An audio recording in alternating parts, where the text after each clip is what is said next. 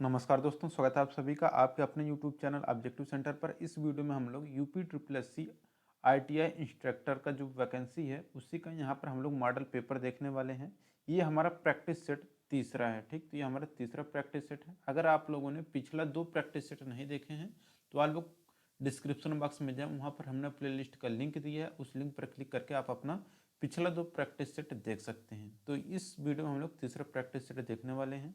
तो चलिए स्टार्ट करते हैं। यहाँ पर देखिए पहला क्वेश्चन है, कह रहे हैं यहाँ पर use the future perfect tense to complete the sentence. यानी कि फ्यूचर परफेक्ट टेंस में टेंस, ये जो नीचे टेंस दिया है इसे आपको कंप्लीट करना है। तो देखिए फ्यूचर परफेक्ट टेंस से आपको बनाना है।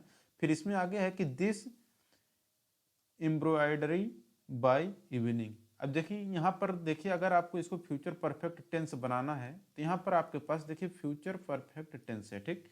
तो यहाँ पर देखिए फ्यूचर परफेक्ट टेंस का एक पहचान ये होता है कि विल या शैल के साथ क्या आता है, आपका हैव आता है, ठीक। प्लस आपके पास क्रिया का थर्ड फॉर्म आता है, ठीक। अब आपको पता होना चाहिए कि हमारा जो क्रिया है यहाँ पर ये हमारा आई से हो रहा है। देखिए यहाँ पर सबके सामने हमारा आई है। अब हमें भी पता है कि अब आई जब हमारा हो गया तो आई तो हो ही गया। अब इसके बाद विल या शैल आएगा, तो आई के बाद देखिए विल या शैल आएगा तो आपको पता होगा कि आई के साथ हमेशा शैल का प्रयोग किया जाता है, तो शैल हो गया। प्लस आपका क्या आएगा, हैव आएगा, तो हैव हो जाएगा। तो हैव देखिए तो क्या हो जाएगा आपका आई शैल हैव हो जाएगा। अब प्लस क्रिया का थर्ड फॉर्म यानी कि फिनिश हो जाएगा, फिनिश्ड हो जाएगा ये, ठीक। तो यहाँ पर देखिए यहाँ पर हमारा विल तो आ रहा था, बट यहाँ पर क्रिया का थर्ड फॉर्म ए में हमारे नहीं आ रहा था। दूसरे में है कि यहाँ पर आई हैव तो आएगा नहीं क्योंकि इसमें आपको विल या सेल का प्रयोग होगा। अब आई के साथ यहाँ पर देखिए विल दिया है, आई के साथ विल नहीं आता, आई के साथ हमेशा सेल आता है, ठीक। तो इसलिए यहाँ पर सी ऑप्शन भी गलत हो जाएगा। करेक्ट आंसर हमारा क्या हो जाएगा, ऑप्शन नंबर डी, क्योंकि यहाँ पर देखिए आई के साथ हमेशा सेल का प्रयोग किया जाता है। प्लस आपका हैव आएगा, प्लस क्रिया के यहाँ पर ये थर्ड फॉर्म हमारा आ चुका है। तो यहाँ पर दोस्तों ये हमारा कंप्लीट हो चुका पहला क्वेश्चन।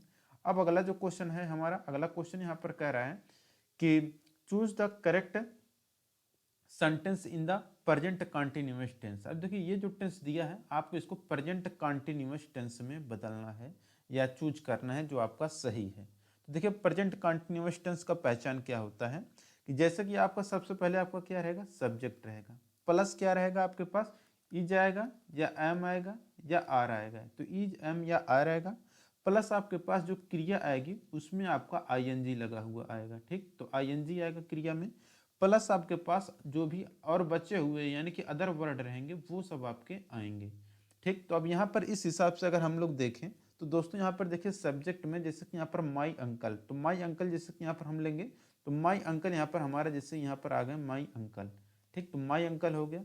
प्लस देखेंगे इज एम या आर आएगा, तो इज एम आर आएगा। तो देखिए यहाँ पर हमारा सी वाले ही ऑप्शन में मिल रहा है, तो ये हमारा इज हो गया, इज हो गया। इसके बाद क्रिया आएगा वी, तो वी है यहाँ पर मेक, मेक है तो प्लस उसमें क्या आएगा आईएनजी, तो इज मेकिंग हो जाएगा। प्लस अदर वर्ड जैसे ए स्पीच ऑन ट्यूजडे, ये हमारा अदर वर्ड में आ जाएगा। तो यहाँ पर जो हमारा प्रेजेंट कंटिन्यूअस टेंस है हो जाएगा my uncle is making a speech on Tuesday. तो ये हमारा करेक्ट आंसर हो जाएगा दूसरे का सी। अब देखिए यहाँ पर तीसरा क्वेश्चन है, choose the correct plural form from the following. तो निम्नलिखित में ये जो आपको दिख रहे हैं उसमें आपको बहुवचन जो है वही आपको चूज करके बताना है। तो देखिए जो प्लूरल है यानी कि बहुवचन है वो हमारा है मेंसरवेंट। तो मेंसरवेंट्स यहाँ पर हमारा क्या है, बहुवचन यानी कि प्लूरल है। तो यहाँ पर ये प्लूरल क्या है, मेंसरवेंट्स, ठीक। तो यहाँ पर हमारा ऑप्शन नंबर सी करेक्ट हो जाएगा। अब देखिए यहाँ पर चौथा क्वेश्चन है कि identify the correctly punctuated sentence from the following options. ये जो आपको 4 ऑप्शन दिख रहे हैं ए बी सी और डी, इसमें जो पंक्चुएशन यूज किए गए हैं वो कौन से सही तरीके से अरेंज किए गए हैं वही आपको बताना है इसमें। तो देखिए दोस्तों सबसे पहले हम लोग देख लें अर्जुन मॉम कामा, ये बिल्कुल सही है। एक कैरिंग लेडी ऑलवेज ब्राट बाट him chocolates cakes bakery item and fruits, ये हो जाएगा फुल स्टॉप। तो ये हो गया आपका कंप्लीट सेंटेंस। यहाँ पर ये हमारा ए वाला सही हो जाएगा। दूसरा अगर यहीं पर दोस्तों अगर हम लोग देखें तो यहाँ पर देखें करे अर्जुन मॉम एक कैरिंग लेडी ऑलवेज बर्ड, तो carrying lady always bought him, ये आपका गलत हो जाएगा क्योंकि यहाँ पर कैरिंग लेडी है, यहाँ पर आपका ये अलग एक सेंटेंस में बनेगा। फिर इसके बाद यहाँ पर कामा लगेगा, फिर कहेगा ऑलवेज बॉट हिम। ठीक, अभी यहाँ पर दूसरा यहाँ पर देखेंगे तो ऑलवेज बॉट हिम के बाद यहाँ पर कामा दे दिया गया है जो कि गलत है। और इसी तरह से यहाँ पर ये देखिए इसमें मॉम के बाद यहाँ पर कामा नहीं लगा है। ठीक, तो यहाँ पर आपका ए आंसर ही करेक्ट हो जाएगा 4 का ए। अब देखिए यहाँ पर पांचवा क्वेश्चन है कि punctuate the following sentence correctly, कि I therefore request to grant me leave. तो देखिए यहाँ पर आपका क्या होगा, सबसे पहले कि यहाँ पर जो आपका करेक्ट आंसर हो जाएगा, जैसे कि आई हो जाएगा, फिर देयरफॉर रिक्वेस्ट। ठीक, इसके बाद यहाँ पर आपका कामा लगेगा टू ग्रांट मी लीव। ठीक, यहाँ पर इसका सी आंसर करेक्ट हो जाएगा कि I therefore request to grant me leave. ठीक, यहाँ पर 5 का सी आंसर करेक्ट हो जाएगा। अब देखिए यहाँ पर छठा क्वेश्चन है, क्यूआर कोड को किस कंपनी द्वारा बनाया गया है। तो देखिए जो क्यूआर कोड है, जो क्यूआर कोड होता है उसको किस कंपनी के द्वारा बनाया गया था। तो यह बनाया गया था जापान की जो कंपनी है डेंसो वेव। तो जो डेंसो वेव है ये हमारे जापानी कंपनी है। ये डेंसो वेव जो है ना, ये हमारे कौन सी कंपनी है, जापानी कंपनी है। इन्होंने क्या किया था, क्यूआर कोड का निर्माण किया था। ठीक, तो ये कौन सी कंपनी है, जापानी, इसे भी आपको याद रखना है। जापानी कंपनी डेंसो वेव ने क्यूआर कोड को बनाया था। ठीक, तो इसे आपको याद में रखना है। और कब बनाया था, तो देखिए 1994 में बनाया था। ठीक, अब देखिए इसका जो उद्देश्य है कि औद्योगिक उद्देश्यों के लिए क्यूआर कोड बनाया गया था जो वाहनों को ट्रैक करने के लिए नई अवधारणा का इस्तेमाल किया, लेकिन यह दुनिया भर में अन्य उपयोगकर्ताओं के बीच जल्द ही लोकप्रिय हो गया है। तो आप लोग देखते होंगे जो आप लोग फॉर्म भी भरते हैं उसमें भी बार कोड आ चुका है। आपका आधार कार्ड देख रहे हैं, पैन कार्ड देख रहे हैं, कहीं पर भी अब ज़्यादातर आपको पैन कार्ड हो या कोई भी हो डिजिटल कार्ड हो, आपको वहाँ पर अब बार कोड देखने को मिल रहा है। सुविधा भी उससे काफ़ी ज़्यादा मिलती हैं। आप लोग उसे स्कैन करके जल्दी से उसके बारे में निष्कर्ष निकाल सकते हैं। सातवां क्वेश्चन है कि निम्नलिखित में से क्या ईमेल संबंधित प्रोटोकॉल नहीं है। तो देखिए जो ईमेल संबंधित प्रोटोकॉल नहीं है वो आपको बताना है। तो देखिए पीओपी क्या होता है, ये होता है आपका पोस्ट ऑफिस प्रोटोकॉल। एफटीपी, तो देखिए एफटीपी यहाँ पर होता है फाइल ट्रांसफर प्रोटोकॉल। तो यही यहाँ पर देखिए प्रोटोकॉल नहीं, ईमेल से संबंधित जो प्रोटोकॉल नहीं है वो है हमारा एफटीपी। एफटीपी यहाँ पर हमारा करेक्ट आंसर हो जाएगा ऑप्शन नंबर बी। जो एफटीपी यानी कि फाइल ट्रांसफर प्रोटोकॉल जो है यह आपका ईमेल से संबंधित नहीं होता, जबकि पीओपी पोस्ट ऑफिस प्रोटोकॉल और आईएमएपी मतलब होता है इंटरनेट मैसेज एक्सेस प्रोटोकॉल, और एसएमटीपी मतलब होता है आपका सिंपल मेल ट्रांसफर प्रोटोकॉल। ये सब क्या है, ये तीनों ए, सी और डी, ये तीनों आपके ईमेल से संबंधित प्रोटोकॉल हैं, जबकि एफटीपी ये आपका ईमेल से संबंधित प्रोटोकॉल नहीं है। ठीक, अब देखिए यहाँ पर आठवां क्वेश्चन है कि PSHAMA@yahoo.com क्या है। तो देखिए ये जो है ये आपका कहलाता है ईमेल एड्रेस। तो आप लोग देखिए दोस्तों, जो आप लोग अपना ईमेल आईडी बनाते हैं ये आप गूगल के थ्रू बनाते हैं। ठीक, तो गूगल के थ्रू जब आप लोग ईमेल आईडी बनाते हैं तो उसमें आपका आता है @gmail.com। ठीक, तो gmail.com आता है क्योंकि आप उसे गूगल के थ्रू बनाते हैं। लेकिन अगर आप याहू जो है आपका सर्च इंजन होता है, अगर आप उसके थ्रू आप याहू पर अपना ईमेल आईडी बनाएंगे तो आपको यहाँ पर आपको अपना ईमेल आईडी जो रहेगा @ के बाद आपको आएगा yahoo.com, @yahoo.com लास्ट में आता है। लेकिन आप गूगल के थ्रू बनाते हैं तो इसलिए आपका gmail.com आता है। गूगल क्या है कि इस समय ज़्यादा प्रचलन में है, इसलिए आपका ज़्यादातर जीमेल आपको जो देखने को मिलता है मेल आईडी वह आपका जीमेल गूगल की तरह रहता है। लेकिन अगर आप बहुत पहले जो आता था वह आपका याहू की तरफ से भी आता था, और वर्तमान में भी याहू चलता भी है, और लेकिन सबसे ज़्यादा पॉपुलर जो आपका जीमेल आईडी है। ठीक, तो ये जो yahoo.com है ये हमारा ईमेल आईडी का एड्रेस होता है। ठीक, ये हो गया। अब देखिए अगला जो है हमारा क्वेश्चन वो है 9वां क्वेश्चन है कि एनईएफटी और आरटीजीएस क्या है। तो देखिए एनईएफटी और आरटीजीएस जो होता है एनईएफटी का मतलब क्या होता है? ये होता है आपका national electronic fund transfer. RTGS क्या है? तो यह होता है आपका रियल टाइम ग्रास सेटलमेंट। ठीक, तो ये होता है। अब यहाँ पर एनईएफटी और आरटीजीएस ये जो होते हैं ये आपके होते हैं कि बैंक से बैंक में इलेक्ट्रॉनिक फंड ट्रांसफर होते हैं। तो यहाँ पर आपका 9वें का बी आंसर करेक्ट हो जाएगा। ठीक, देखिए 10वां क्वेश्चन है कि इंटरनेट एक्सप्लोरर में किसी वेब पेज को रिफ्रेश करने के लिए निम्नलिखित में से कौन से विंडो आइकन को क्लिक किया जाता है? तो देखिए अगर आपको वेब पेज को रिफ्रेश करना है तो इसके लिए हम लोग जो यूज करते हैं विंडो आइकन जो क्लिक करते हैं वो देखिए यहाँ पर इस तरह से रहता है आपका, ये हो गया। और इसमें क्या है कि आपका इस तरह से आपका तीर बनता है। ठीक, इस तरह से आपका जो तीर बनता है ये होता है हमारा विंडो आइकन को क्लिक किया जाता है। ठीक, रिफ्रेश वाला जो हमारा सिग्नल है या सिंबल है वो हो जाएगा हमारा ये वाला। ठीक, तो ऑप्शन नंबर बी यहाँ पर हमारा करेक्ट हो जाएगा 10 का बी। अब देखिए यहाँ पर है हमारा 11 नंबर का, निम्नलिखित में से कौन सा विकल्प इंटरनेट एक्सप्लोरर ब्राउजर में वेब पेज का नाम प्रदर्शित करता है? तो इंटरनेट एक्सप्लोरर ब्राउजर में वेब पेज का जो नाम प्रदर्शित करता है वो रहता है हमारा टाइटल बार। तो यहाँ पर ऑप्शन नंबर डी करेक्ट हो जाएगा, टाइटल बार।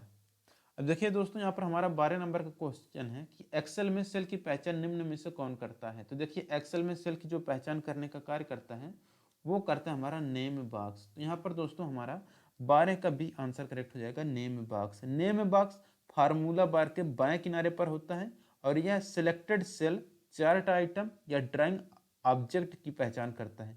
नेम बॉक्स का कार्य सिलेक्टेड नाम वाले सेल पर मूव करने के लिए होता है। ठीक, देखिए यहाँ पर 13 नंबर क्वेश्चन है कि एमएस एक्सेल में संख्यात्मक मान का गलत संरेखण क्या होता है? देखिए एमएस एक्सेल में संख्यात्मक मान का जो गलत संरेखण होता है वो रहता है आपका दाएं। तो देखिए एमएस एक्सेल में संख्यात्मक मान का गलत संरेखण दाएं में होता है। ठीक, देखिए माइक्रोसॉफ्ट एक्सेल में डॉट डॉट डॉट का आधारभूत कार्य दो या अधिक पाठ्य भाग स्ट्रिंग्स को परस्पर जोड़ना है। तो देखिए माइक्रोसॉफ्ट एक्सेल में जो होता है तो कॉन्केटेनेट जो होता है यही हमारा होता है आधारभूत कार्य दो या अधिक पाठ्य भाग स्ट्रिंग्स को परस्पर जोड़ने के लिए। ठीक, तो ये हो जाएगा हमारा। अब देखिए 15 नंबर क्वेश्चन है कि एमएस वर्ड में निम्नलिखित में से किसकी कॉम्बिनेशन या समुच्चय को दबाकर पेज ब्रेक इंसर्ट किया जा सकता है? तो देखिए एमएस वर्ड में अगर आप हैं तो जिस कॉम्बिनेशन की का या समुच्चय को दबा करके पेज ब्रेक इंसर्ट किया जा सकता है वो हमारा रहता है कि कंट्रोल प्लस इंटर को दबा के हम लोग पेज को ब्रेक कर सकते हैं। ठीक, तो 15 के यहाँ पर बी आंसर करेक्ट हो जाएगा। अब देखिए यहाँ पर है हमारा 16 नंबर का क्वेश्चन कि निम्नलिखित वाक्य में शब्दों के बीच रिक्त स्थान यानी कि स्पेस को छोड़ते हुए केवल शब्दों को रेखांकित करने के लिए आप माइक्रोसॉफ्ट वर्ड में किस शॉर्टकट की का प्रयोग करेंगे या हम लोग किसे दबा सकते हैं? तो देखिए अगर आपको रेखांकित करना है, ठीक, तो रेखांकित करने के लिए हम लोग जो यूज करेंगे माइक्रोसॉफ्ट वर्ड में वो हम लोग दबाते हैं, वो हमारा रहता है कि control plus shift plus W. ठीक, तो यहाँ पर हमारा करेक्ट आंसर क्या हो जाएगा? Option number C. तो 16 का ये हमारा सी आंसर करेक्ट हो जाएगा। 17 नंबर क्वेश्चन है निम्नलिखित में से कौन सा फंक्शन एमएस वर्ड सॉफ्टवेयर का या के महत्वपूर्ण फंक्शन है? तो देखिए एमएस वर्ड सॉफ्टवेयर के जो महत्वपूर्ण फंक्शन होते हैं या सॉफ्टवेयर होते हैं वो रहते हैं कि डॉक्यूमेंट की रचना करना, एडिट करना, सेव करना और प्रिंट करना। तो 17 का यहाँ पर पहला आंसर करेक्ट हो जाएगा।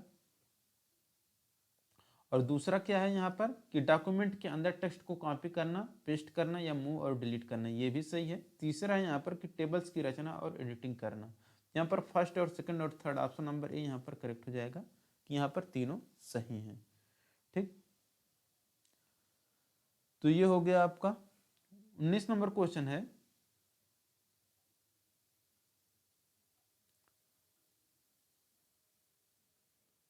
17 नंबर तो हो चुका। 18 नंबर का है कि डॉक्यूमेंट क्रिएट करने के लिए आप फाइल मेनू पर किस कमांड का यूज करेंगे?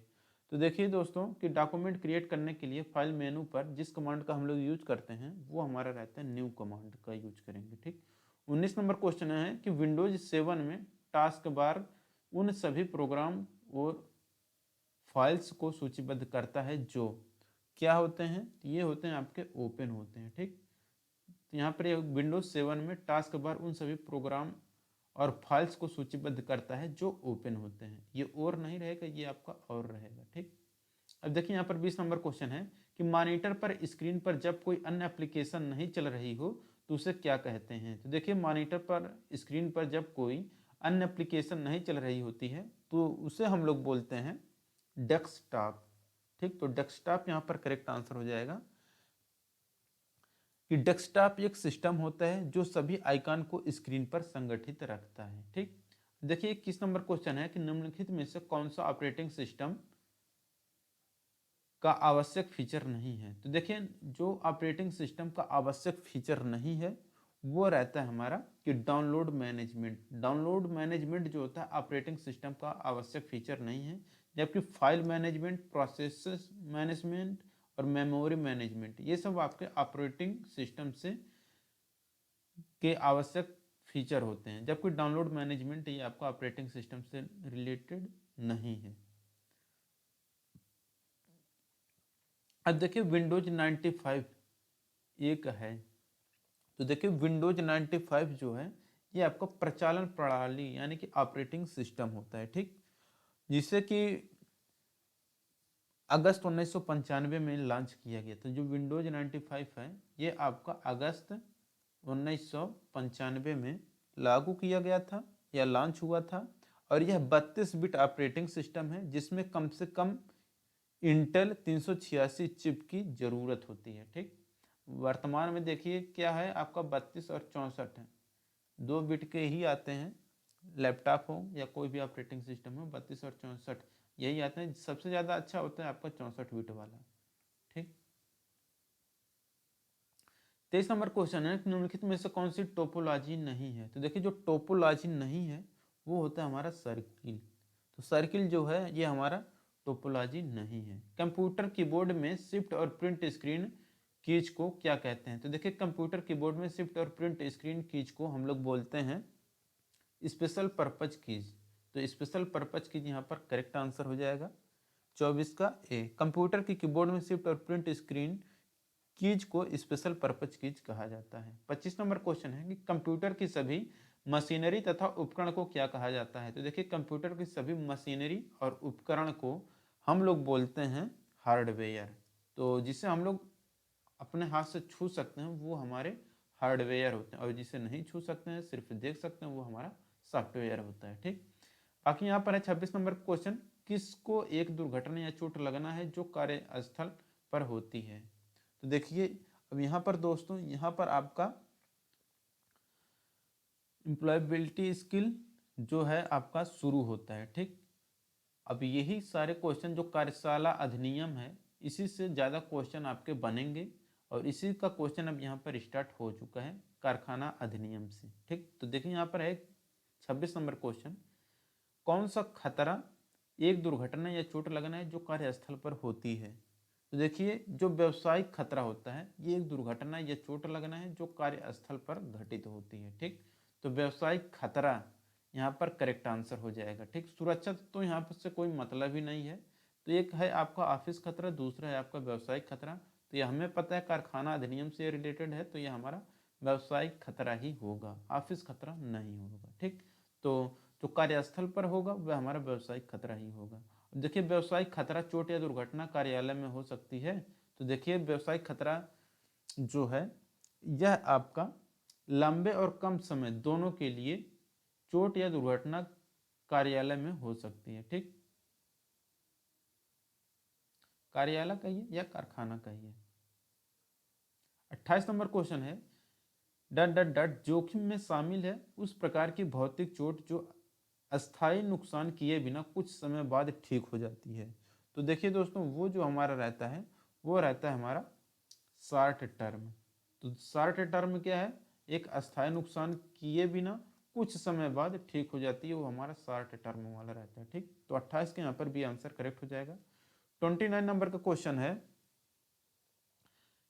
डट डट डट कामगार और मशीन दोनों को सुरक्षा प्रदान करते हैं कौन से? तो देखिए आपके सामने ऑप्शन है machine, machinery, machine guard, PPE, उपरोक्त में से कोई नहीं। तो देखिए जो कामगार और मशीन दोनों को सुरक्षा प्रदान करते हैं वो रहते हैं मशीन गार्ड। तो जो मशीन गार्ड होते हैं यह कामगार और मशीन दोनों को सुरक्षा प्रदान करते हैं।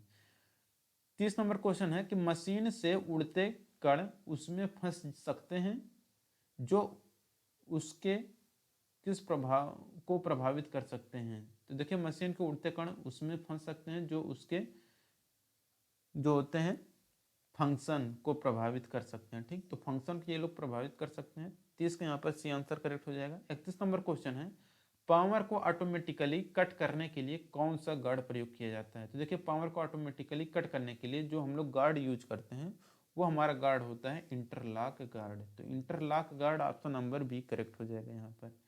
ठीक, तो पावर को ऑटोमेटिकली कट करने के लिए इंटरलॉक गार्ड का प्रयोग किया जाता है। इससे यह लाभ होता है कि मशीन तब तक गति नहीं करेगी जब तक गार्ड अपनी निश्चित स्थिति पर पहुंच जाए तथा ऑपरेटर सुरक्षित हो जाए। ठीक, दूसरा क्वेश्चन है यहाँ पर कि कामगार को मशीन ऑपरेशन के समय इसके संपर्क में आने से बचाता है।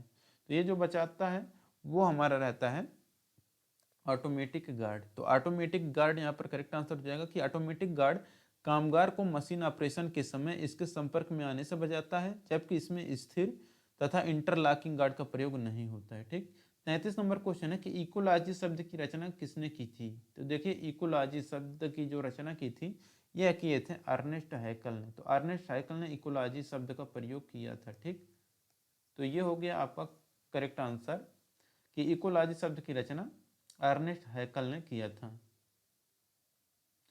34 नंबर क्वेश्चन है कि पानी में प्रदूषण की जांच करते समय कॉलीफॉर्म की अधिक संख्या के उच्च स्तर की ओर संकेत करती है। तो ये जो रहता है आपका ये रहता है आपका अवशिष्ट पदार्थ। 34 के यहाँ पर डी आंसर करेक्ट हो जाएगा। कॉलीफॉर्म टेस्ट पानी में घुलित ठोस अवशिष्ट पदार्थों की घुलनशील सांद्रता की जांच के लिए किया जाता है, जबकि बीओडी यानी कि जो बीओडी होता है ये आपका होता है बायोलॉजिकल ऑक्सीजन डिमांड, पानी के प्रदूषण का संकेतक होता है। जिस जल में जितनी बीओडी की सांद्रता अधिक होगी वह जल उतना ही अशुद्ध होगा। 35 नंबर क्वेश्चन है किसी विशेष जलवायु परिवर्तन निधि किस वर्ष में स्थापित किया गया था? तो देखिए विशेष जलवायु परिवर्तन निधि ये जिस वर्ष में स्थापित किया गया था वो वर्ष था 2001। तो 35 का यहाँ पर सी आंसर करेक्ट हो जाएगा। ठीक, 36 नंबर क्वेश्चन है कि कार्यस्थल पर महिलाओं का यौन उत्पीड़न रोकथाम निषेध और निवारण अधिनियम 2013 का क्या उद्देश्य है? तो देखिए इसका मेन उद्देश्य है कि कार्यस्थल पर महिलाओं के यौन उत्पीड़न से सुरक्षा प्रदान करना और यौन उत्पीड़न की शिकायतों की रोकथाम और निवारण। तो ए और बी यहाँ पर दोनों करेक्ट हो जाएगा। ऑप्शन नंबर सी यहाँ पर करेक्ट होगा। ठीक, तो यहाँ पर आपका सी आंसर करेक्ट हो जाएगा। अब देखिए यहाँ पर अगला क्वेश्चन है हमारा कि कर्मचारी प्रतिकर अधिनियम के तहत क्या होता है? तो देखिए कर्मचारी प्रतिकर अधिनियम के तहत जो होता है वो रहता है आपका कि उपरोक्त सरकार प्रबंध एजेंट की नियुक्ति करेगी। ठीक, तो यहाँ पर आपका करेक्ट आंसर हो जाएगा कि उपयुक्त सरकार प्रबंध एजेंट की नियुक्ति करेगी। कर्मचारी प्रतिकर अधिनियम 1923 के अनुसार कौन सा कर्मचारी नहीं है? तो देखिए कर्मचारी प्रतिकर अधिनियम 1923 के तहत जो कर्मचारी नहीं है वो हमारा है कि उपरोक्त में से कोई नहीं। ठीक, यहाँ पर आपका करेक्ट आंसर हो जाएगा ऑप्शन नंबर डी, उपरोक्त में से कोई नहीं। कि एक जहाज के चालक दल के एक मास्टर नाविक या अन्य सदस्य या आपके कर्मचारी नहीं है, एक कंपनी द्वारा विदेश में काम के लिए भर्ती किया गया व्यक्ति और एक कप्तान या जहाज के चालक दल के अन्य सदस्य, तो ये सब आपके कर्मचारी नहीं है। देखिए 39 नंबर क्वेश्चन है कि कर्मकार प्रतिकर अधिनियम 1923 के अंतर्गत प्रतिकर की राशि क्या होगी यदि कर्मकार की क्षति के परिणाम स्वरूप मृत्यु हो जाती है? तो देखिए अगर परिणाम स्वरूप मृत्यु हो जाती है तो होता क्या है कि एक मृत कर्मचारी के मासिक मजदूरी के गुणक से गुणा करके प्राप्त रकम से 50% के बराबर रकम। ठीक, देखिए 40 नंबर का क्वेश्चन है यहाँ पर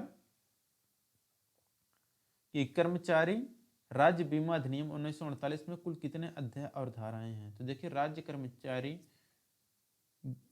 कर्मचारी राज्य बीमा अधिनियम जो 1948 है उसमें कुल अध्याय की अगर बात करें दोस्तों, तो जो कुल अध्याय हैं वह 8 अध्याय हैं। तो अध्याय की बात करेगा तो 8 अध्याय।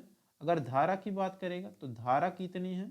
देखिए जो धाराएं हैं वह आपके 100 धाराएं हैं। ठीक, यहाँ पर आपको करेक्ट आंसर हो जाए ऑप्शन नंबर सी कि 8 अध्याय हैं और 100 धाराएं हैं। ठीक, और 3 अनुसूचियां दी गई हैं। कितनी अनुसूचियां हैं? तो 3 अनुसूची हैं। ठीक, तो 3 अनुसूची भी है। ठीक, तो ये भी याद रखना कि 8 अध्याय, 100 धाराएं, 3 अनुसूची। 41 नंबर क्वेश्चन है कि मृत बीमाकृत व्यक्ति की अंत्येष्टि पर कितने रुपए का संदाय किया जा सकता है? यह किया जा सकता है 100 रुपए। ठीक, 41 का ये आंसर करेक्ट हो जाएगा। 42 नंबर क्वेश्चन है कि सुमेलित कौन सा सुमेलित है? देखिए जो सुमेलित है वही आपको चूज करना है। तो देखिए जो अध्याय 5 है यह आपका प्रसुविधाएं से संबंधित है, यही आपका सुमेलित है, बाकी सब सुमेलित नहीं है।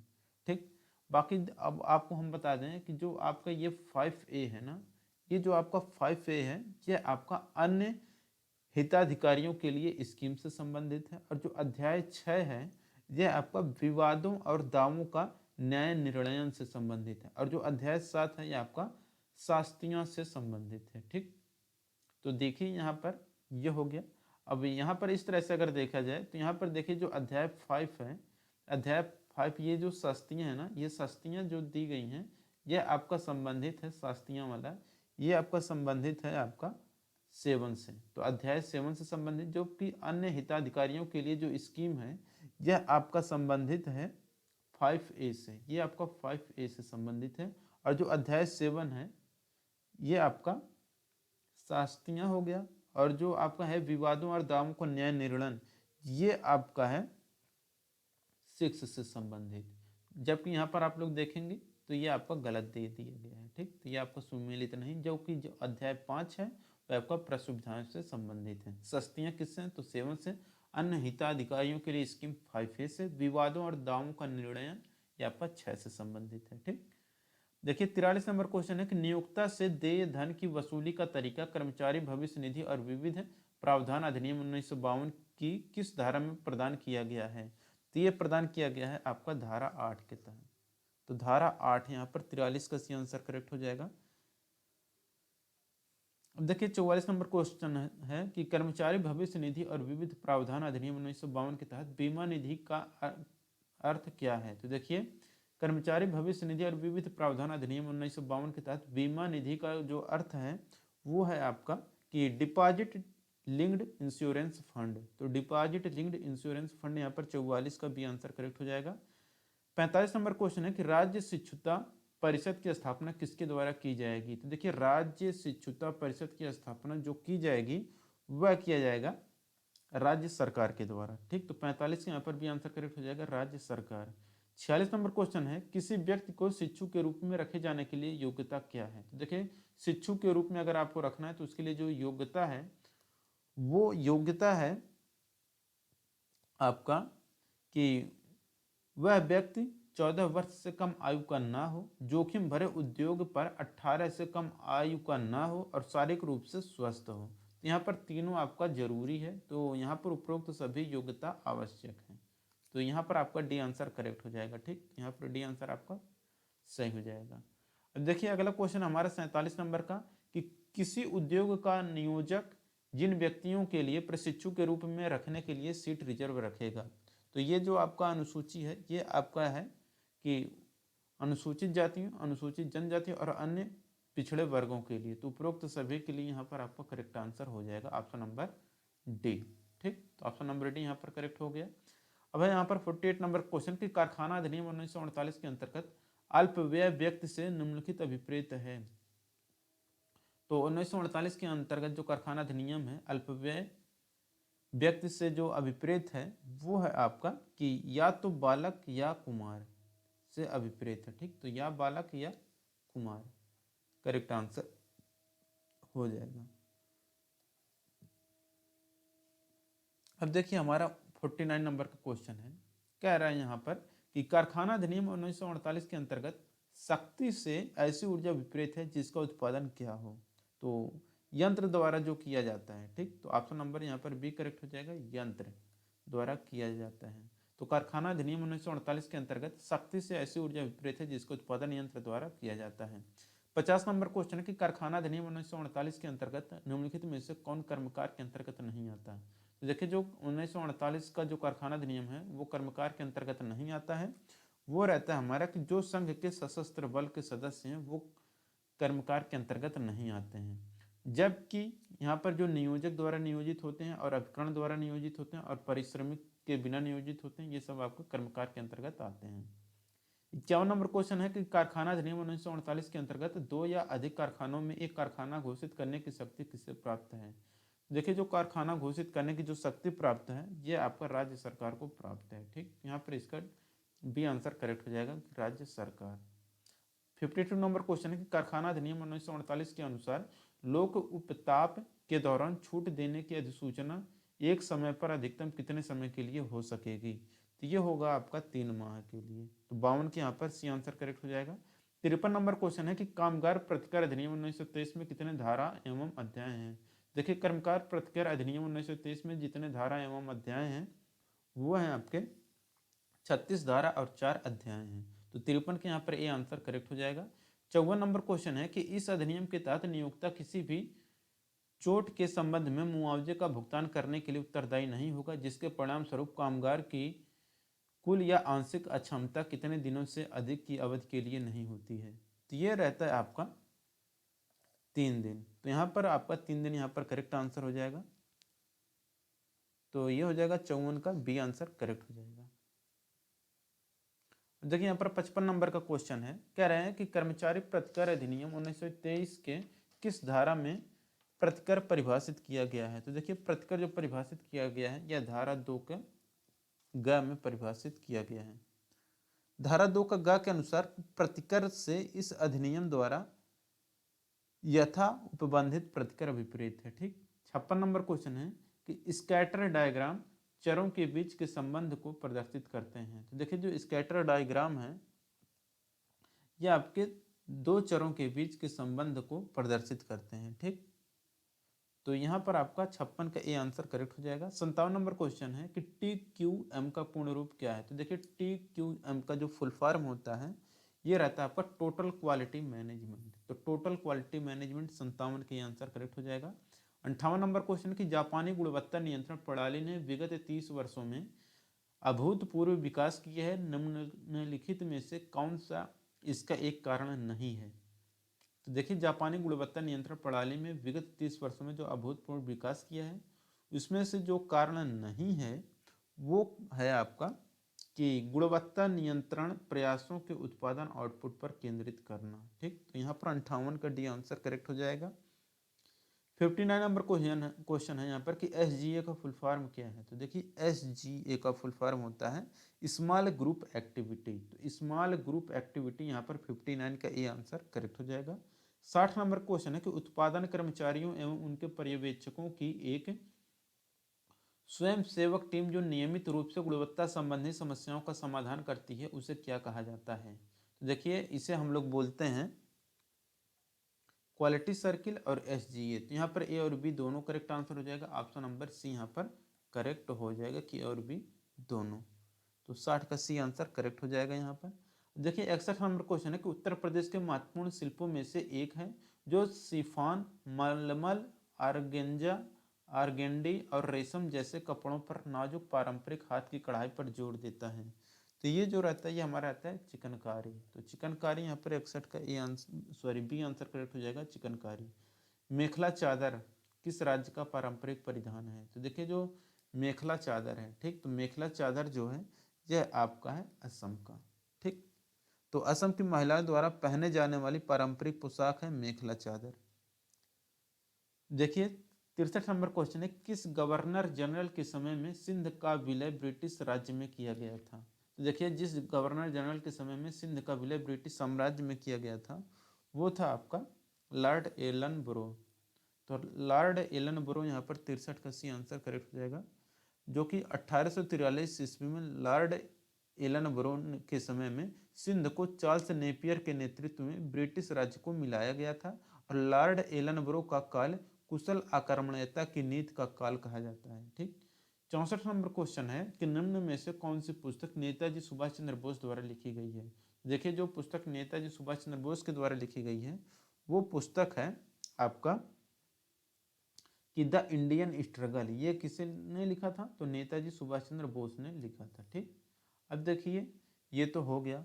और देखिए अगला जो है ये आपका कि अनहैप्पी इंडिया। तो अनहैप्पी इंडिया जो है ये आपके लिखे थे लाला लाजपत राय। ठीक, तो लाला लाजपत राय लिखे थे।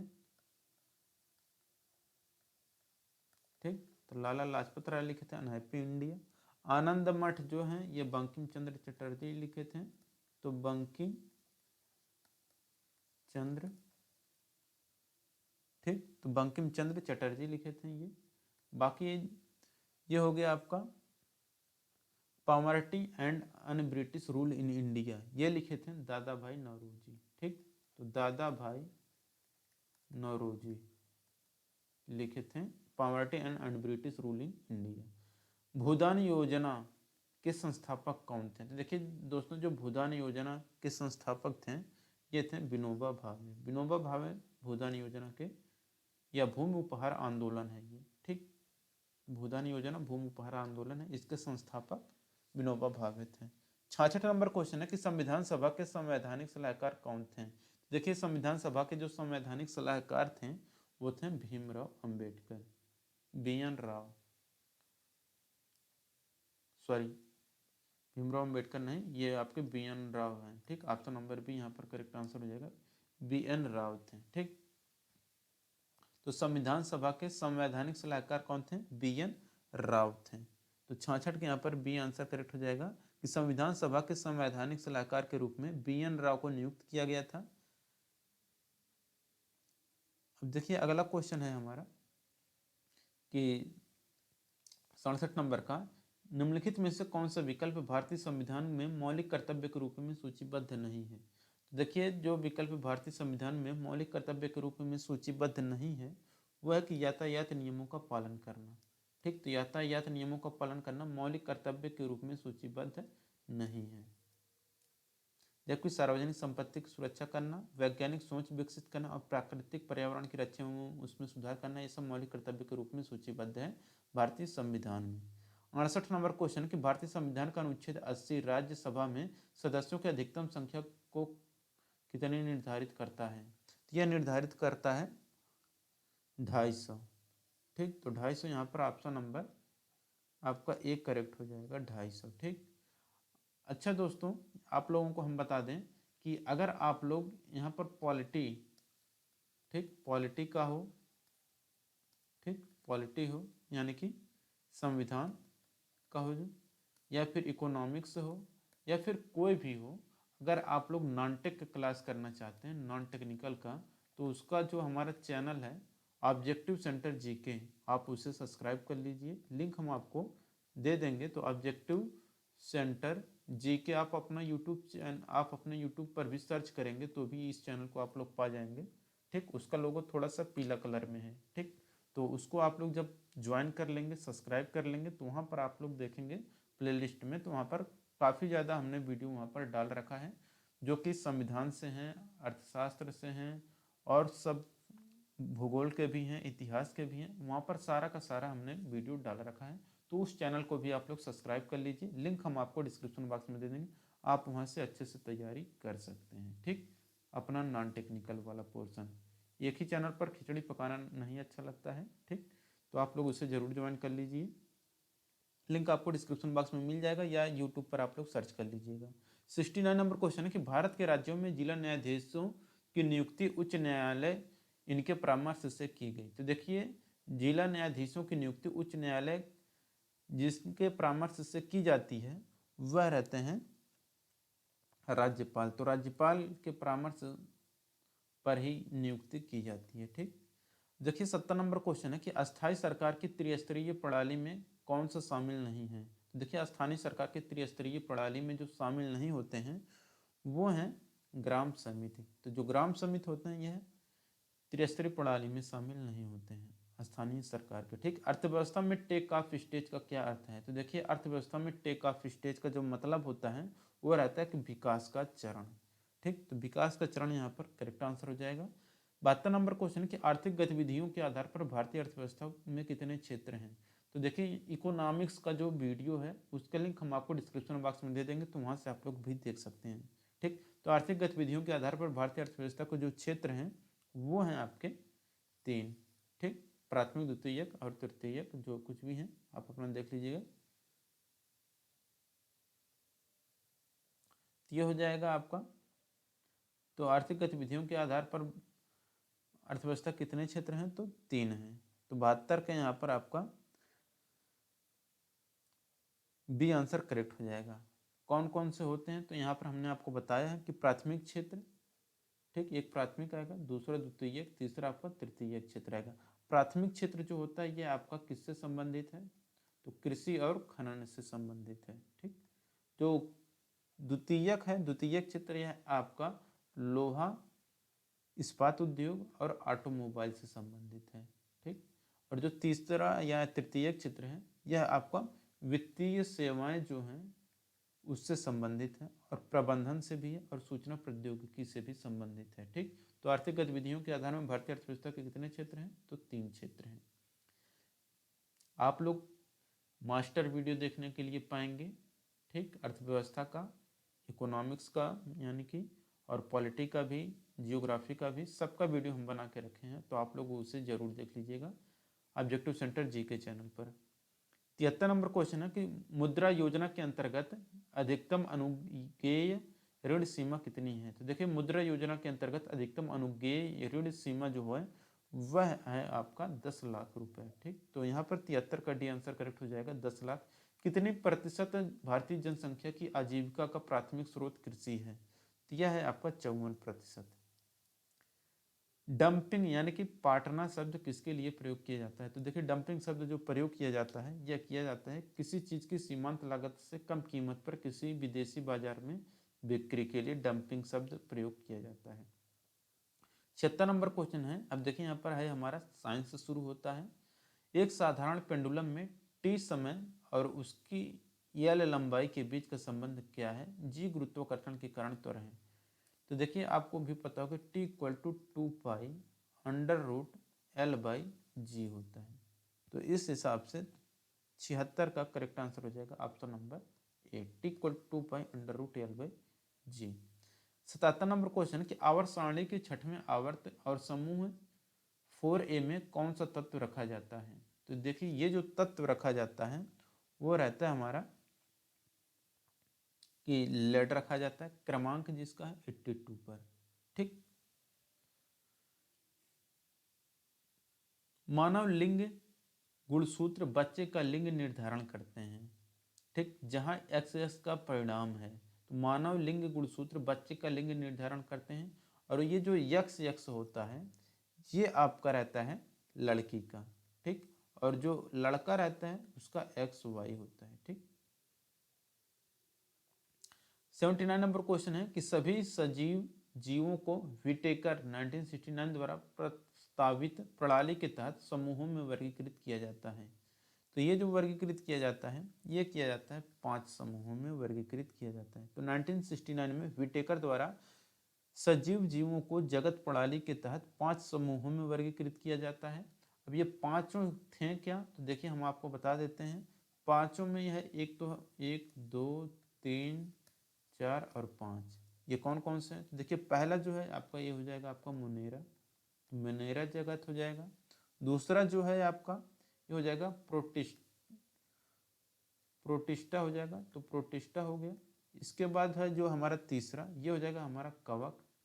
ठीक, इसके बाद हो जाएगा हमारा पादप। ठीक, इसके बाद हो जाएगा हमारा जंतु जगत। ठीक, तो जंतु जगत ये हो जाएंगे हमारे 5।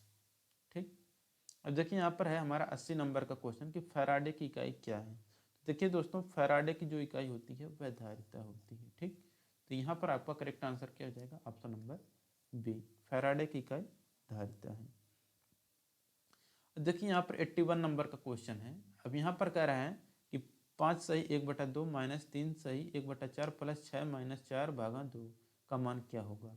तो यहाँ पर आप इसको हल कर सकते हैं। इसको हम थोड़ा साइड में कर दें ताकि थोड़ा स्पेस मिल जाए हमें भी। देखिए यहाँ पर देखेंगे तो यहाँ पर 2 का गुणा यहाँ पर करेंगे तो 10 हो जाएगा 5 में, प्लस 1 11, तो ये कितना हो जाएगा 11/2 माइनस, देखिए 3 4 3 12 1 13, 13/4 हो 13/4 हो जाएगा। ठीक, तो 13/4 हो गया, प्लस 6 हो जाएगा माइनस 4/2 यानी कि हमारा कितना आएगा 2। अब इसे हल कर लीजिए, 11/2 माइनस 13/4 प्लस 4। ठीक, अब क्या हो जाएगा 11/2 माइनस, देखिए यहाँ पर 13 प्लस 4 चौका 16/4, ये 11/2 हो जाएगा माइनस ये कितना हो जाएगा 29/4।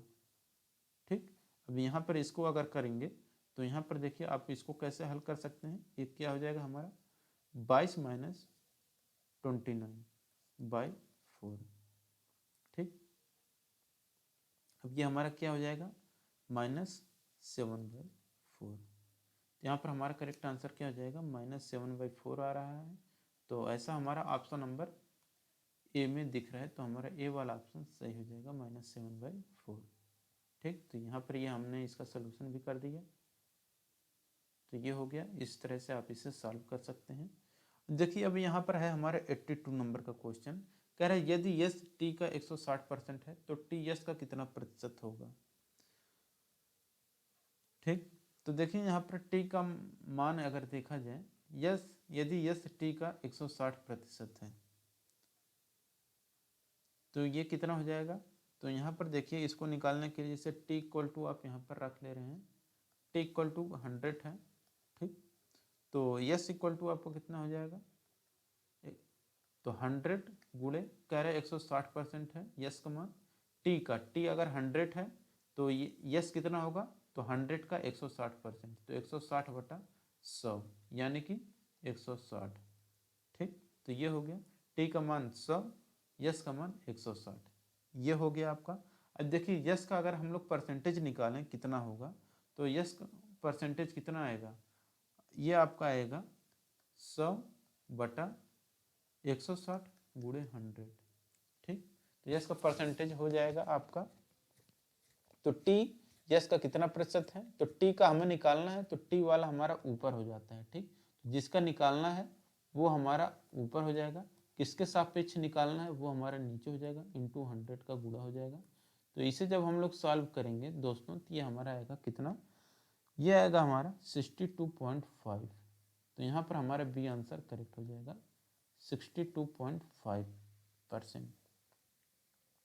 83 नंबर क्वेश्चन है, एक कक्षा में कुल 70 छात्र हैं, 26 लड़कियों का औसत वजन 28 किग्रा तथा बचे हुए विद्यार्थियों का औसत वजन 35 किग्रा है, सभी 70 विद्यार्थियों का औसत वजन किग्रा में कितना होगा। देखिए 70 विद्यार्थियों का जो औसत वजन है, ठीक, ये कितना है, कह रहे हैं 70 विद्यार्थियों का वजन क्या होगा। तो देखिए वजन निकालना है आपको ना, तो 70 विद्यार्थियों का अगर आप लोग निकालेंगे कि औसत वजन कितना है, तो यहाँ पर देखिए क्या होगा कि 70 विद्यार्थियों का औसत वजन इक्वल टू हो जाएगा आपका, तो ये 26 है ना, तो 26 लड़कियों का औसत वजन कितना है 28, तो 26 गुणे 28 हो जाएगा, प्लस देखिए यहाँ पर कह रहे हैं कि बच्चे टोटल कितने थे छात्र 70, जिसमें से 26 लड़कियां हैं, तो 70 में से जब हम लोग 26 घटाएंगे तो ये आएगा हमारा 44। ये 44 क्या है, लड़कों की संख्या, तो ये हो जाएंगे जो 44 हैं ये हमारे लड़के हैं। ठीक, लड़कियों की संख्या 26 हो गई, लड़कों की संख्या 44 है। ठीक, तो 26 गुणे 28 ये लड़कियों की कुल संख्या हो जाएगी, प्लस 44 ये हमारे लड़के हैं, प्लस और इसमें 35 का वजन है औसत, तो ये हो गया, बटे अगर हम लोग 70 कर देंगे, ठीक, तो ये हो जाएगा हमारा कि 70 विद्यार्थियों का टोटल वजन, तो 70 विद्यार्थियों का औसत वजन। ठीक, तो ये हो गया। अब देखिए जब हम लोग इसे सॉल्व करेंगे तो देखिए 26 गुणे 28, ठीक, तो ये हमारा कितना हो जाएगा। तो अब हम लोग इसको सॉल्व करेंगे तो यहाँ पर देखिए दोस्तों, यहाँ पर ये आप कितना हो जाएगा 26 आएगा। अब इसको हम लोग 28 को क्या लिख सकते हैं, 14 गुणे 2 लिख सकते हैं, प्लस ये हमारा 44 है, 44 को हम लोग लिख सकते हैं 22 गुणे 2 गुणे 35 को क्या लिख सकते हैं 7 गुणे 5, ठीक। तो यहाँ पर देखेंगे अब ये हमारा बटे 70 हो जाएगा। अब देखेंगे तो यहाँ पर ये हमारा 14 कॉमन हो जाएगा और यहाँ पर 2 गुणे 7 ये भी हमारा 14 बनेगा और 14 25 70 इससे भी हम लोग काट देंगे तो ये हमारा कितना आ जाएगा 14 से अब हम लोग काट देंगे तो ये हो जाएगा हमारा 26 गुणे 2 प्लस 22 गुणे 5 बटे 14 से तो काट ही रहे तो 14 25 70, तो ये हो जाएगा। अब देखिए यहाँ पर टोटल अब जब हम लोग इसको सॉल्व करेंगे तो ये हमारा कितना आएगा 162 बटे 5, यानी कि हो जाएगा हमारा 32.4 kg हमारा औसत वजन आ जाएगा 70 विद्यार्थियों का औसत वजन, ठीक। तो ये हो गया। अब देखिए यहाँ पर हमारा अगला क्वेश्चन है 84 नंबर का। 84 नंबर का कह रहा है कि 75 96 का वर्गमूल कितना है, तो 7569 का वर्गमूल ज्ञात करना है। तो देखिए वर्गमूल इसका हम लोग निकाल रहे हैं, यहाँ पर साइड में निकाल देते हैं। अब देखिए यहाँ पर ये हम लोग भाग विधि से हमें निकालना पड़ेगा, तो यहाँ पर 75 96 इसका वर्गमूल अगर हम लोग निकालेंगे तो सबसे पहले हम लोग जोड़ा बनाएंगे, तो ये हो जाएगा हमारा 2 का जोड़ा बनेगा। तो 8 से पहले करेंगे तो 8 का जब करेंगे तो 8 8 बन जाएगा तो 64 हो जाएगा, ठीक। तो बचेगा कितना 1 और 1 11, तो ये हम पर हमारा +8 हो जाएगा, ठीक। अब देखिए अगला हमारा है कि अब यहाँ पर 6 और 9 आ जाएगा। अब ये 8 8 हमारा कितना हो जाएगा 16। अब 16 का इंटू अब कितना करेंगे 7 पर इस पहाड़े को लेकर जाएं, तो 7 बार लेकर जाएंगे तो 7 7 49 9, फिर इसके बाद यहाँ पर सॉल्व करेंगे तो ये हमारा पूरा का पूरा कट जाएगा, ठीक। तो ये हो जाएगा हमारा, ठीक, तो +7 यहाँ पर आ जाएगा, ये हमारा पूरा का पूरा कट जाएगा, ठीक। तो यहाँ पर देखिए ये हमारा करेक्ट आंसर क्या हो जाएगा 87, यहाँ पर देख सकते हैं ये हमारा 87 आ चुका है 87, तो ये हमारा करेक्ट आंसर हो जाएगा। अब देखिए 85 नंबर का क्वेश्चन है कि ये जो भिन्न दिए गए हैं इसमें जो सबसे बड़ी भिन्न है उसका मान ज्ञात करना है। देखिए जो सबसे बड़ी भिन्न है उसे बताना है। तो देखिए यहाँ पर सिंपल सा बात है, इसको अगर आपको सॉल्व करना है तो आप लोग चाहे तो तिर्यक गुणा करके देख सकते हैं। तिर्यक गुणा क्या करना है, आप चाहें तो भाग भी देकर दे सकते हैं या फिर आप तिर्यक गुणा भी करके देख सकते हैं। जैसे कि यहाँ पर हम लोग देखने वाले हैं कि सबसे बड़ी भिन्न ज्ञात करना है, तो सबसे बड़ी भिन्न देखिए यहाँ पर हम लोग 4 का गुणा 8 में करेंगे तो कितना आएगा 32, और इसके बाद 6 का गुणा 6 में करेंगे तो आएगा 36, यानी कि 36 ज़्यादा रहा है, यानी कि हमारा 8/6 ये हमारा छोटा है, 6/4 हमारा ये बड़ा है। तो 6/4 जब हम बड़ा है तो हमें इसको अब हम जान चुके हैं कि ये हमारा 6/4 बड़ा है, तो 6/4 हमारा बड़ा है तो ये हमारा कैंसिल हो जाएगा। अब देखिए 6/4 और 5/3 में देखेंगे कि हमारा कौन सा बड़ा है, तो इसको 3 छक 18 करेंगे तो 18 आएगा, और ये देखिए 4 5 20 आएगा, ठीक। तो अब देखेंगे यहाँ पर हमारा तो 6/4 और 5/3 में हमारा 5/3 का मान जो है 20 आ रहा है। अब ये 20 जब आएगा तिर्यक गुणा करने पर देख सकते हैं इस तरह से, तो 3 छक 18 हो जाएगा, 4 5 20, तो यानी कि 20 का मान ज़्यादा है, यानी कि 6/4 और 5/3 में कौन सबसे बड़ा है, वो हमारा है 5/3 बड़ा है। तो 5/3 बड़ा हो गया तो 6/4 छोटा है, और 8/6 तो पहले ही छोटा था। अब हमें देखना है 5/3 और 9/5 में कौन बड़ा है, ठीक। तो 5/3 और 9/5 में कौन बड़ा है, तो देखिए 5 का गुणा 5 में करेंगे तो 25 हो जाएगा, और 3 का गुणा 9 में करेंगे तो ये हमारा 27 हो जाएगा। तो यहाँ पर देख सकते हैं 27 और 25 में कौन बड़ा है, 27 बड़ा है। 27 के जगह पर क्या है हमारा 9/5, तो 9/5 यहाँ पर हमारा करेक्ट आंसर हो जाएगा कि सबसे बड़ी भिन्न है 9/5। तो 85 का यहाँ पर आपका करेक्ट आंसर हो जाएगा सी। आप भाग देकर भी करेंगे तो भी आपको वही आंसर आएगा। 86 नंबर का क्वेश्चन है यहाँ पर कि निम्नलिखित में से उस विकल्प का चयन करें जो एक आंख ना भाना मुहावरे का अर्थ व्यक्त करता है। तो ये जो व्यक्त करते हैं हमारा कि जरा भी अच्छा ना लगना, तो जरा भी अच्छा ना लगना, यहाँ पर 86 का ये आंसर करेक्ट हो जाएगा। ठीक। 87 नंबर क्वेश्चन है, दिए गए शब्द का विलोम चुनिए। देखिए दिए गए शब्द का जो विलोम है उसे चुनना है। तो यह है आपका कि विस्तृत का संक्षेप, तो विस्तृत का संक्षेप करेक्ट आंसर हो जाएगा। अब दीर्घ का क्या होगा, यहाँ पर देखिए अगर यहीं पर हम लोग और भी सॉल्व कर लें तो दीर्घ का क्या होगा, ये हमारा लघु होगा। अवर का जो है, अवर यानी कि अवर क्या हो जाएगा, प्रवर हो जाएगा। ठीक। विलोम अधम जो है, अधम का हो जाएगा उत्तम। ठीक। तो ये हो गया। अब देखिए यहाँ पर है 88 नंबर क्वेश्चन, दिए गए शब्द के पर्यायवाची शब्द का चयन करें। तो देखिए बिजली का पर्यायवाची क्या होगा, तो देखिए बिजली का जो पर्यायवाची होगा वह होगा आपका दामिनी। दामिनी यहाँ पर करेक्ट आंसर हो जाएगा, पर्यायवाची शब्द दामिनी है बिजली का। ठीक। वात क्या है, तो वात का पर्यायवाची होता है हता, पवन, वायु, अनिल, समीर। ठीक। रिपु क्या है, तो रिपु हो जाएगा शत्रु, वैरी, दुश्मन, अरि, अमित। व्याघ्र का हो जाएगा आपका, ये तो हो गया। 89 नंबर क्वेश्चन है, दिए गए वाक्यांश के लिए एक शब्द दीजिए। साथ चलने वाला जो होता है उसे हम लोग क्या कहते हैं, तो देखिए जो साथ चलने वाला होता है उसे हम लोग सहगामी कहते हैं। तो यहाँ पर इसका ए आंसर करेक्ट हो जाएगा, सहगामी। ठीक। तो ये हो गया। साथ देने वाला क्या होता है, वह हमारा होता है सहयोगी। साथ देने वाला सहयोगी। ठीक।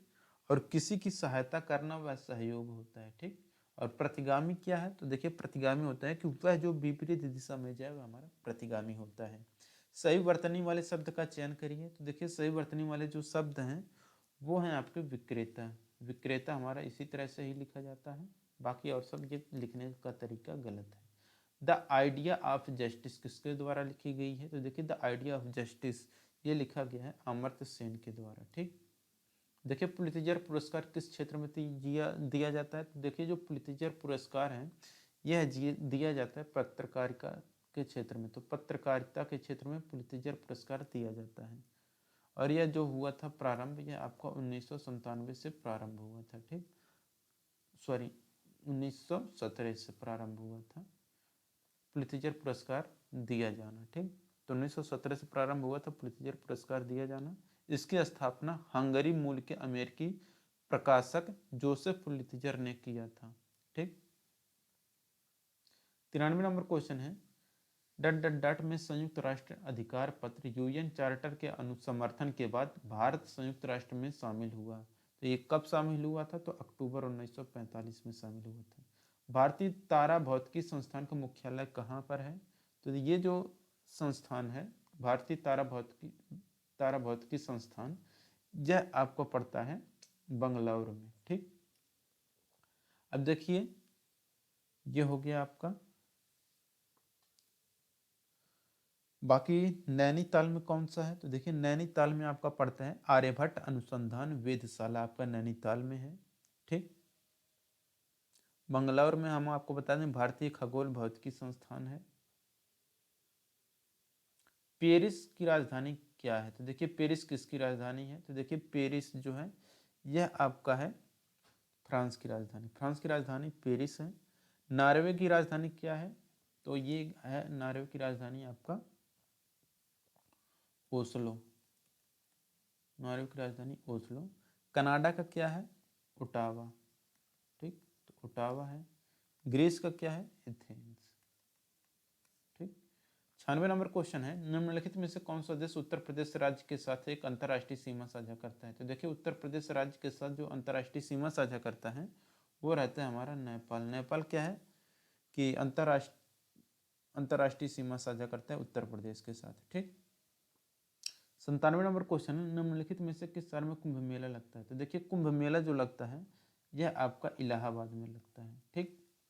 तो इलाहाबाद में लगता है, हरिद्वार में लगता है, उज्जैन में लगता है और नासिक में। तो ये 4 जगह ही लगते हैं, सिर्फ 4 जगह कुंभ मेला लगते हैं, बाकी आपके कहीं पर नहीं लगते हैं। एक तो इलाहाबाद, इलाहाबाद की जगह का नाम बदल के अब क्या हो गया, प्रयागराज। तो ऑप्शन में आपको प्रयागराज भी मिल सकता है, ठीक। तो प्रयागराज हो गया, पहले नंबर प्रयागराज हो गया। दूसरा अगर बात करें तो दूसरा कहाँ पर होता है, तो दूसरा आपका होता है हरिद्वार में, हरिद्वार समझ लीजिए, हरिद्वार हो गया। तीसरा आपका उज्जैन हो गया, ठीक। चौथा आपका नासिक हो गया, ठीक। तो इसी 4 जगह पर आपका ये कुंभ मेला लगता है, इसके अलावा कहीं पर कुंभ मेला नहीं लगता है। कुंभ मेला अर्ध कुंभ मेला प्रत्येक वर्ष कब लगते हैं, तो देखिए जो कुंभ मेला होता है यह आपका लगता है 12 वर्ष में, ठीक। तो कुंभ मेला की बात करेगा तो ये आपका 12 वर्ष, और जो अर्ध कुंभ कहेगा तो वो हमारे 6 वर्ष पर लगता है। तो 12वें और 6ठे वर्ष लगते हैं क्रम से। तो 98 का यहाँ पर आंसर करेक्ट हो जाएगा कि कुंभ मेला 12वें वर्ष पर और अर्ध कुंभ मेला 6ठे वर्ष पर लगते हैं। तो 98 का ये आंसर करेक्ट हो जाएगा। 99 नंबर क्वेश्चन है कि हाल ही में समाजवादी सरकार द्वारा उत्तर प्रदेश में वृद्धावस्था, तो देखिए ये हमारा करंट अफेयर पिछले साल का है, मतलब पिछले ईयर में है, जो कि प्रीवियस ईयर के पेपर पर ही बनाया गया था। तो ये पुराना हो चुका है, तो इससे आपको क्वेश्चन नहीं पूछने वाले हैं। अब आपको लेटेस्ट करंट अफेयर पढ़ने पड़ेंगे। 100 नंबर क्वेश्चन है कि निम्नलिखित में से किसे शेर बलिया के नाम से जाना जाता था। देखिए शेर बलिया के नाम से जिसे जाना जाता था वह थे चित्तू पांडे। चित्तू पांडे को शेर बलिया के नाम से जाना जाता था। तो दोस्तों यहाँ पर हमारा तीसरा प्रैक्टिस सेट समाप्त होता है। अगर आप लोगों ने पहला प्रैक्टिस सेट और दूसरा प्रैक्टिस सेट नहीं देखे हैं तो आप लोग उससे जाके देख सकते हैं, लिंक हम आपको डिस्क्रिप्शन बॉक्स में दे दिए हैं।